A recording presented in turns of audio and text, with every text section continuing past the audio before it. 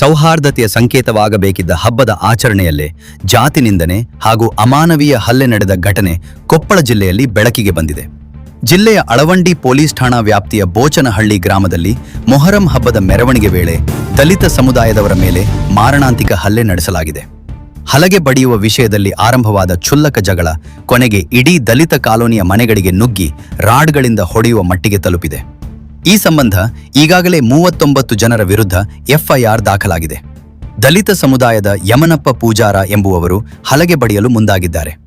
ಈ ವೇಳೆ ಅದೇ ಗ್ರಾಮದ ಗಣೇಶ ಎಂಬಾತ್ ನೀನು ಹಲಗೆ ಬಡಿಯಬಾರದು ಎಂದು ತಡೆದು ಅವಾಚ್ಯ ಪದಗಳಿಂದ ನಿಂದಿಸಿ ಜಾತಿ ನಿಂದನೆ ಮಾಡಿದ್ದಾನೆ. ಇದನ್ನು ಪ್ರಶ್ನಿಸಿ ಜಗಳ ಬಿಡಿಸಲು ಹೋದ ಯಮನಪ್ಪ ಅವರ ಸಂಬಂಧಿ ಪೂಜಪ್ಪ ಎಂಬ ಯುವಕನ ಮೇಲೂ ಅಲ್ಲೇ ಇದ್ದ ಶೇಖಪ್ಪ, ಉಪ್ಪಾರ, ರಾಜಾಸಾಬ್, ಮೈಬೂಸಾಬ್ ಸೇರಿದಂತೆ ಇತರರು ತೀವ್ರವಾಗಿ ಹಲ್ಲೆ ನಡೆಸಿದ್ದಾರೆ. ವರದಿ ಮಹೇಶ ಕರಡಿ, TV10 ಕೊಪ್ಪಳ.